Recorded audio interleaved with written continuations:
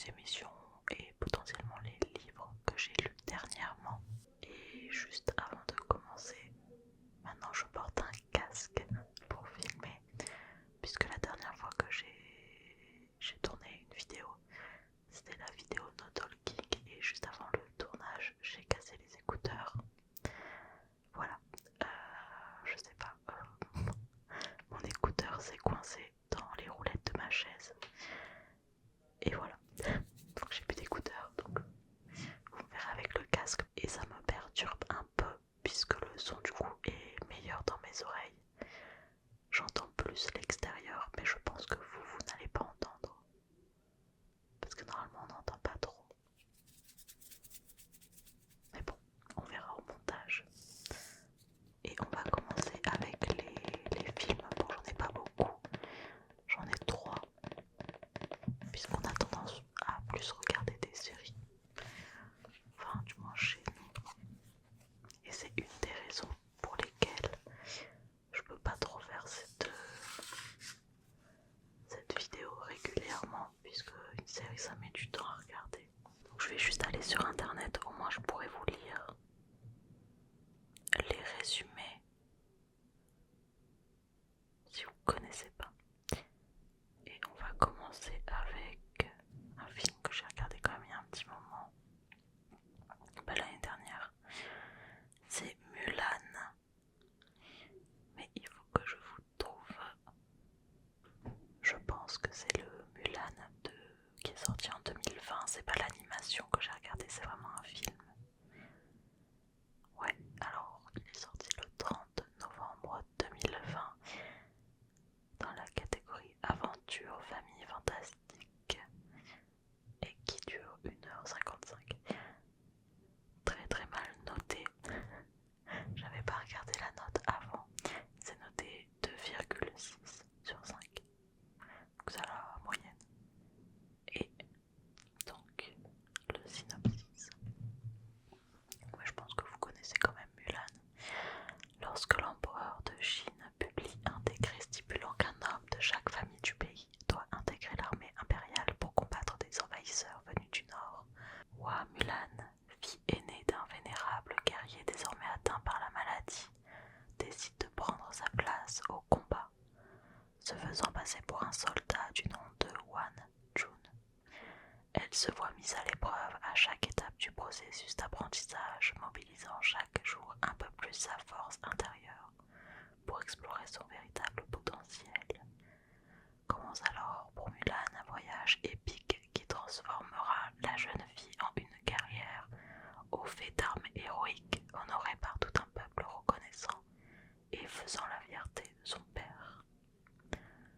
Alors honnêtement, je vous recommande pas forcément ce film. Quitte à regarder Mulan, je pense que c'est peut-être mieux de regarder l'animation. Je l'ai pas trouvé incroyable. Il y a surtout des combats, il y a un peu de romance. Et c'est tout. On l'a regardé, je crois, en août dernier. J'avais oublié de l'inclure dans la précédente vidéo. Et je l'ai regardé celui-ci avec ma meilleure amie. Quand on était chez mes parents, il n'y avait pas internet, donc c'était un film qu'on avait téléchargé. Voilà, on l'avait pris un peu au pif, pour tout vous dire. Ensuite, en deuxième film, je l'ai regardé sur Canal+, il n'y a pas si longtemps celui-ci, mais il est plus disponible. Justement, on l'a regardé puisqu'il allait disparaître de la programmation. Et c'est Le Crime de l'Orient Express sorti en... Est-ce que c'est celui-ci? Est-ce que c'est celui-ci? Non, c'est celui-là. Qui est sorti en 2017, en décembre 2017, et où il y a Johnny Depp. Il est noté 2,8 par la presse, 3,3 par les spectateurs. Alors c'est repris, bon je pense que vous le saurez, mais par les bouquins d'Agatha Christie. Et le synopsis: le luxe et le calme d'un voyage en Orient Express est soudainement bouleversé par un meurtre.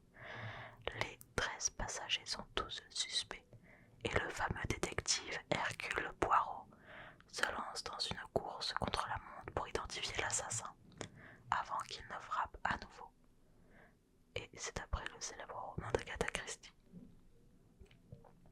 si vous aimez bien les trucs policiers, je pense que ça va vous plaire. Si jamais, je pense quand même que c'est connu. Là c'est un film, mais il y a il y a une série du coup qui s'appelle Hercule Poirot qui est très ancienne, mais elle passe à la télé. Il y a les épisodes qui passent à la télé. Je sais que moi ça m'arrive de regarder. Et sinon, il y a aussi une série française, Agatha Christie, voilà, qui reprend les bouquins de l'autrice.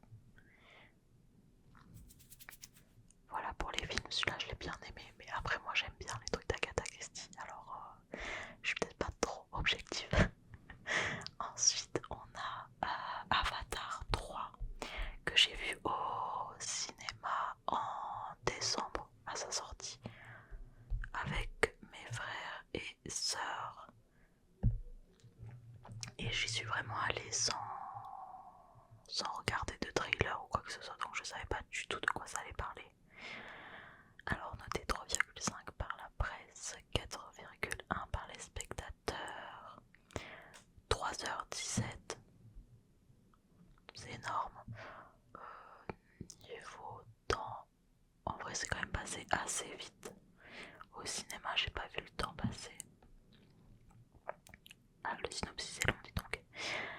Quelques semaines après les événements relatés dans Avatar, la voix de l'eau, Jack Sully et sa famille vivent toujours parmi les...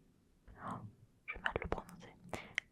Les Megaïna, à proximité d'un magnifique récif de corail de la planète Pandora.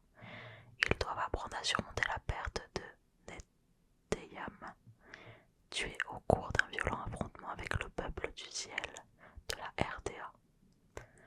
Jake, Neteri, Loak, Took, Spider et Kiri sont confrontés chacun à leur manière à une forme de deuil.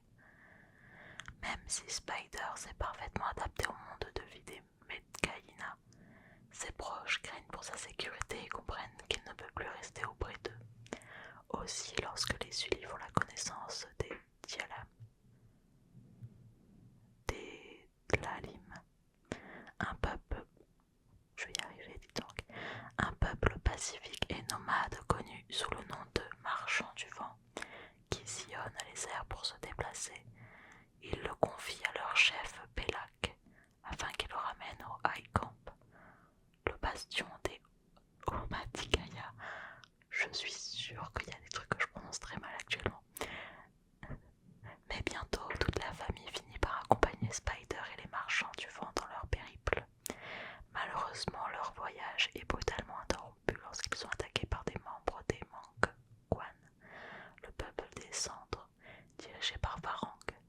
La destruction de leur territoire par un volcan a profondément bouleversé le monde de vie et les traditions des Mangwan qui tiennent Ewa, la grande mère de Pandora, responsable de la catastrophe.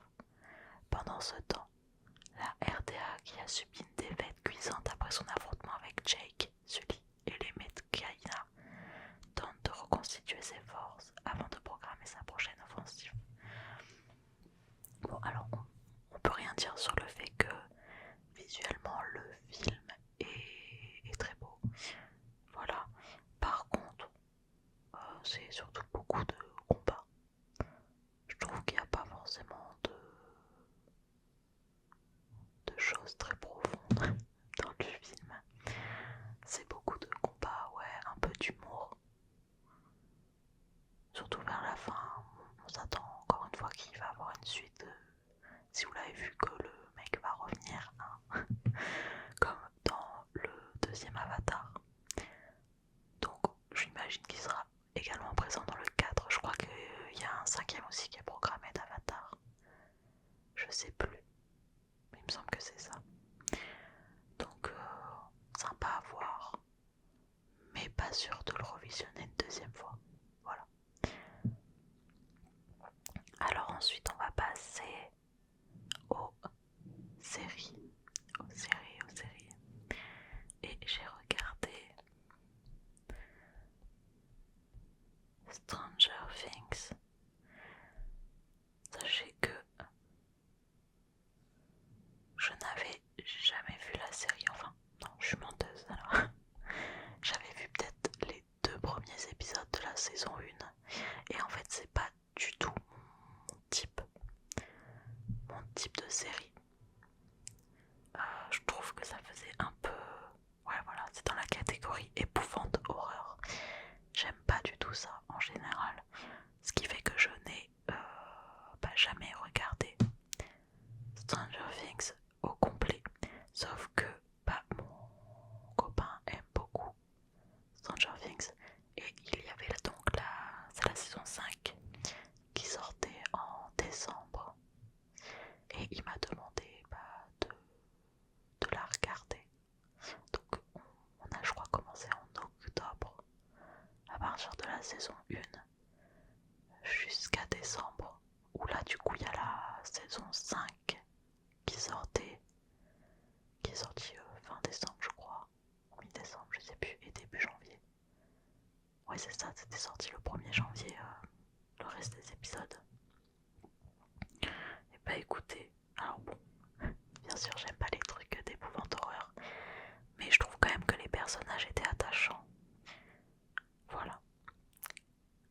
Alors, attendez que je vous lise. Alors la saison c'est de 2016 à 2025. Noté 3,7 par la presse, 4,4 par les spectateurs.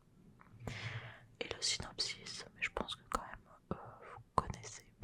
Après je regarde quand même assez des trucs assez connus là dans ma liste. À Hawkins en 1983 dans l'Indiana, lorsque Will Byers disparaît de son domicile, ses amis se lancent dans une recherche semée d'embûches pour le retrouver.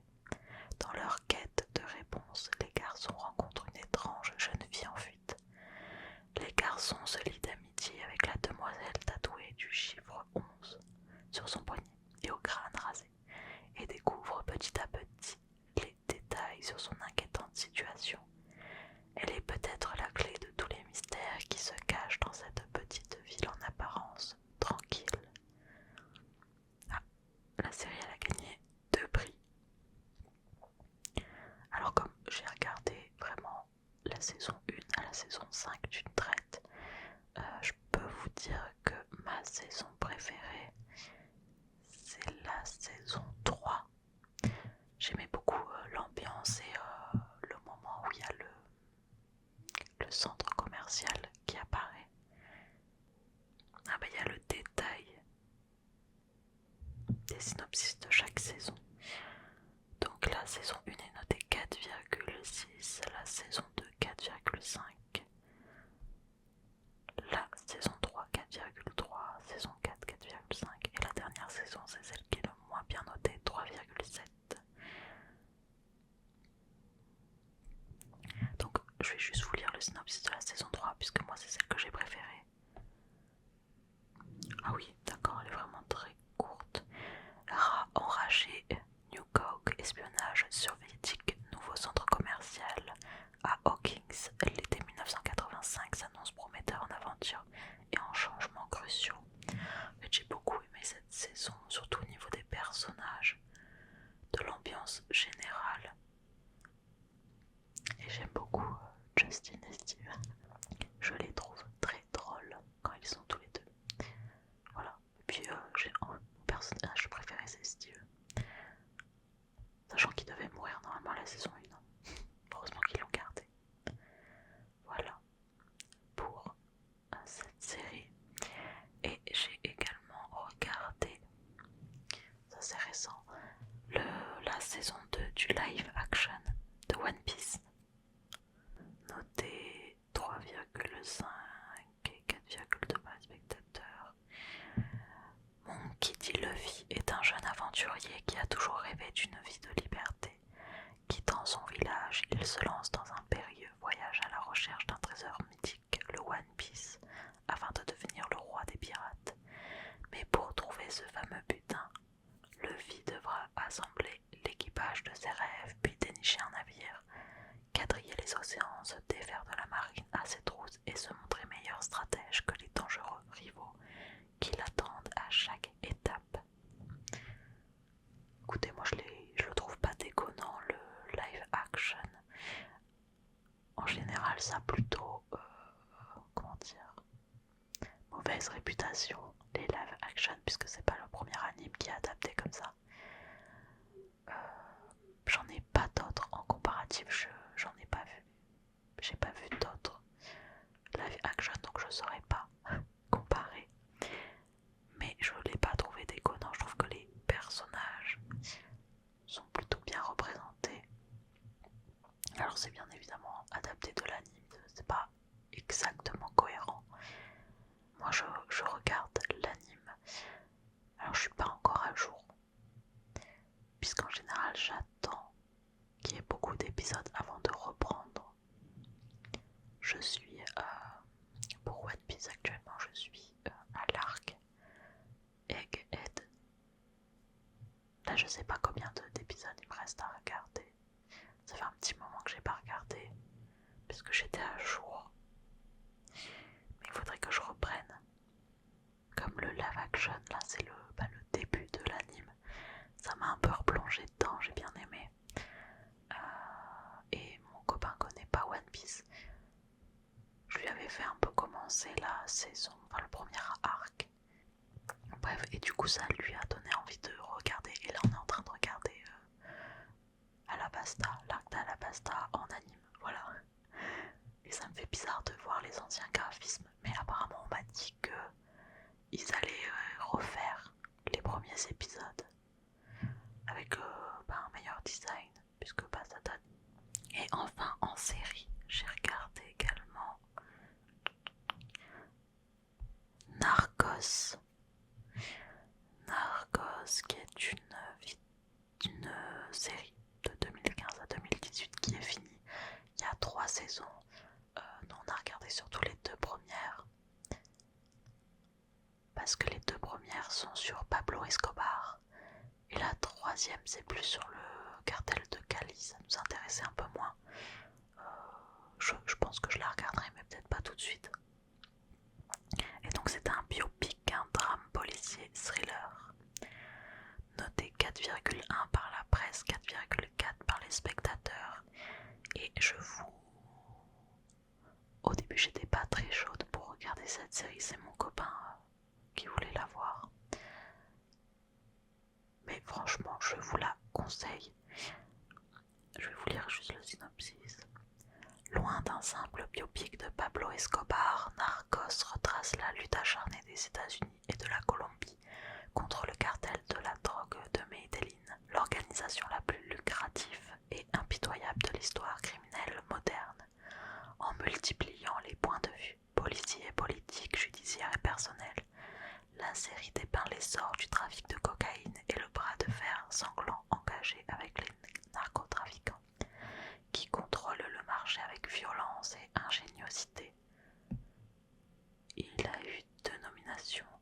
Franchement, je vous le recommande. En fait, c'est un mix entre des acteurs, mais en même temps, ils mettent des images d'archives de comment ça s'est passé. Je trouve que le montage est vraiment super bien fait. Pareil, les acteurs sont top. D'ailleurs, je savais pas, mais en fait, il y a un mème super connu qui vient de cette série avec Pablo Escobar dans la piscine qui est tout seul. Je sais pas si vous voyez. Attendez. J'ai la tablette. Est-ce que je vais pouvoir vous le trouver? Voilà, on apprend tous les jours. C'est ce mème là par exemple où il attend et en fait. Ouais, pardon, j'ai le reflet. Où il attend, donc là par exemple, c'est dans la chaise, mais il y a également. Voilà, c'est les 3 principaux. Je vais vous montrer.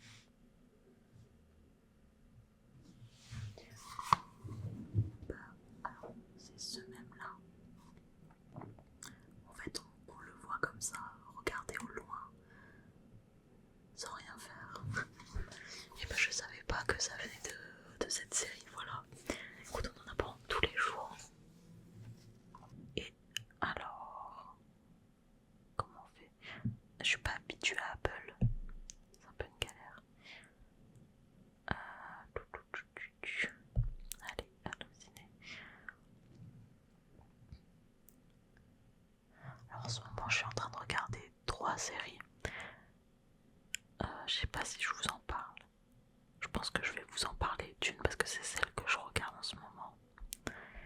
C'est Shameless. En fait, j'ai vu des extraits sur les réseaux. C'est souvent comme ça d'ailleurs que ça se passe quand je commence à regarder un truc. Et franchement, c'est à mourir de rire. Pareil, c'est pas du tout normalement le genre de série que je regarde. Donc c'était de 2011 à 2021. C'est une série comédie-drame. Franchement, les situations En gros, c'est l'histoire d'une famille. Je vais vous lire le synopsis. Pour les enfants Gallagher, la vie est tout sauf un long fleuve tranquille. Fiona, l'aînée, âgée de 20 ans, élève du mieux possible sa sœur et ses 4 frères. Leur mère, Monica, les a abandonnés pour refaire sa vie avec une femme.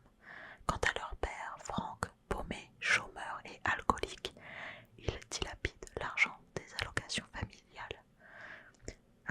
Je la trouve hilarante cette série. Franchement, ils se retrouvent tous dans des situations cocasses, mais ils s'aident tous entre eux. C'est vraiment, franchement, j'aime beaucoup la série. Je vous la recommande aussi. Voilà. Pour les séries, est-ce que... Alors là, j'ai noté un truc, mais je pense que je l'ai vu il y a longtemps. J'ai mis Mixology Netflix. Et je n'ai pas le nom, j'ai juste mis un terme. Qu'est-ce que c'est donc? Ah voilà. Alors c'est une émission qui est sur Netflix. J'aime beaucoup regarder les émissions sur Netflix. Vous pouvez trouver un peu de tout. Il y a des trucs sur la cuisine si vous aimez bien. Il y en a une que j'ai bien aimée, c'était... j'ai plus les noms par contre. C'était une émission avec des souffleurs de verre. Il y a aussi des mini-séries avec des films d'animation, je crois que ça s'appelle Robots. J'ai plus le nom en terme, mais en fait c'est que des épisodes individuels sur un thème. Et t'as plein de studios d'animation. Ça j'avais bien aimé.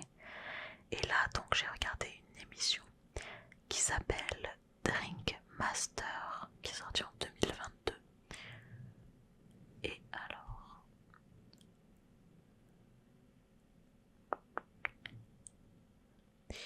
12 des mixologues les plus novateurs du monde infusent, remuent et mélangent leurs ingrédients dans une série de défis de cocktails à fort enjeu pour gagner un prix qui changera leur vie et le titre de The Ultimate Drink Master. Noté 6,7 sur 10.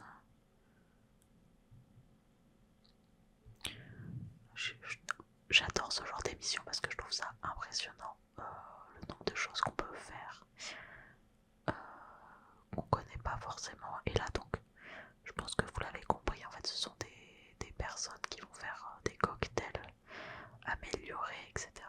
Avec des compositions qu'on voit pas forcément. Par exemple, c'est un peu comme le meilleur pâtissier où on vous dit voilà, le thème c'est les éclairs au chocolat, vous devez le revisiter. Bah là c'est à peu près le même principe. Vous avez une boisson, par exemple le Bloody Bloody Mary, ou le Mojito, et vous allez devoir le réinventer. Ou alors vous devez inclure ça dans votre boisson, faire une boisson plutôt amère, ce genre de choses. J'ai bien aimé. Après les émissions américaines comme ça fait un peu superficiel des fois les personnalités, je trouve. Mais je pense que c'est plutôt le montage des épisodes qui fait ça. Voilà. Et pour finir cette vidéo, mais moi j'arrive après absolument tout le monde. Mais en vrai je pense que tout le monde en a parlé.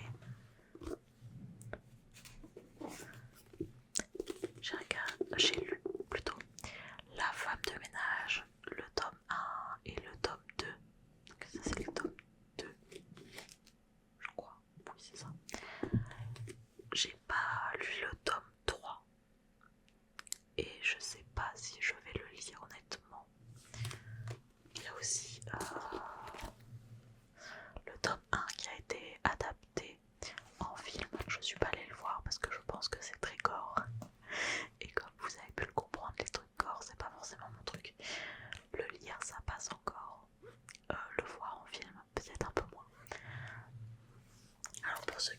n'est-ce pas?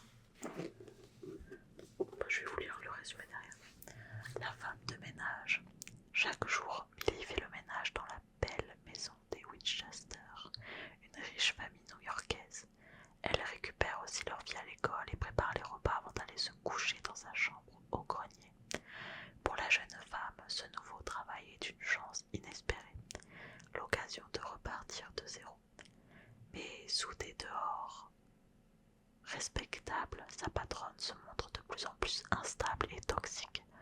Et puis il y a aussi cette rumeur dérangeante qui court dans le quartier. Madame Winchester aurait tenté de noyer sa fille quelques années auparavant. Heureusement, le charmant monsieur Winchester est là pour rendre la situation plus supportable. Mais le danger se tapit parfois sous des apparences trompeuses, et lorsque Millie découvre que la porte de sa chambre mansardée ne ferme que de l'extérieur, il est peut-être déjà trop tard. Et le tome 2. Alors, avec ce nouvel emploi, Millie semble avoir une chance en or. Chez les Garrick, un couple fortuné qui possède un somptueux appartement avec vue sur Manhattan, elle fait le ménage et prépare les repas dans la magnifique cuisine. Mais elle ne tarde pas à déceler quelques ombres au tableau. Son patron, Douglas Garrick, est d'humeur de plus en plus changeante. Et pourquoi sa femme, Wendy, reste-t-elle toujours enfermée dans la chambre d'amis?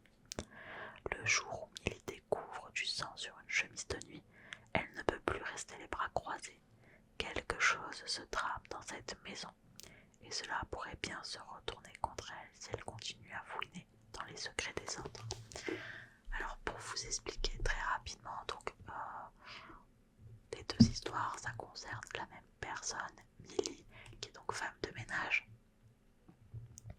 Et pour vous expliquer à peu près la composition du livre, et c'est pour ça je pense que je vais pas forcément lire le tome 3, parce que quand on a compris comment le livre marche, alors peut-être pas qu'on s'attend à la fin, mais on sait qu'il va y avoir un plot twist. Donc sur la première partie, sur la moitié du bouquin, en gros vous êtes sur le point de vue de Millie, la femme de ménage. Il va se passer plein de choses, et puis là, paf, plot twist, retournement. Et la deuxième partie du livre, vous tournez sur un autre point de vue qui montre un peu comment on est arrivé dans cette situation. Donc là, il y a deux parties, ça fonctionne comme ça jusqu'à la fin, et là c'est à peu près pareil. Il y a juste quelques parties de plus, mais c'est exactement le même principe. Vous êtes dans la première situation où Millie veut venir en aide. Vous êtes dans une première situation et en fait elle se retrouve dans la mouise, Millie, carrément. Et on va voir comment tout se dénoue.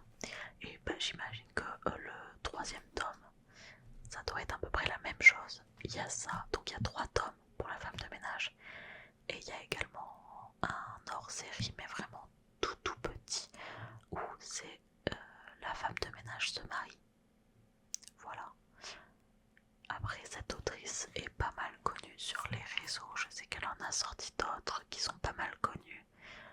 Donc c'est Freda McFadden qui fait des thrillers psychologiques, tous best-sellers internationaux. Voilà. Après, si vous en avez d'autres à me conseiller de cette autrice, je suis preneuse. Parce que c'est pas si mal, c'est juste que je pense que quand on est habitué à lire ces bouquins, peut-être qu'on peut s'attendre à la fin. La lecture, je la trouve quand même assez simple, plutôt pour peut-être des débutants ou en guise de petite lecture. Parce que au début, je me rappelle, alors ça fait un petit moment que j'ai lu le tome 1, mais j'avais trouvé un peu le début niais et un peu long. Je sais pas si je peux vous lire un petit passage. Alors on était dans les pensées de Millie, surtout quand elle avait vu le mari, alors je sais plus,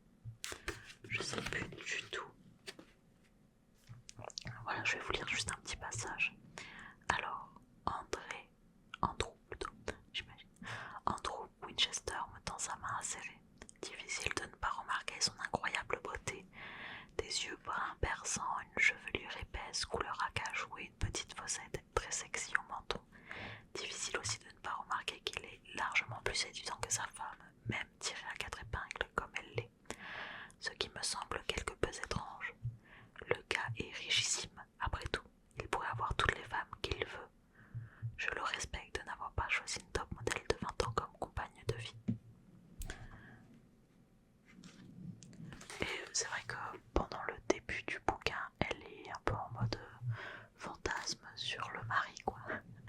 Je sais pas, la lecture était un peu enfantine à ce moment-là,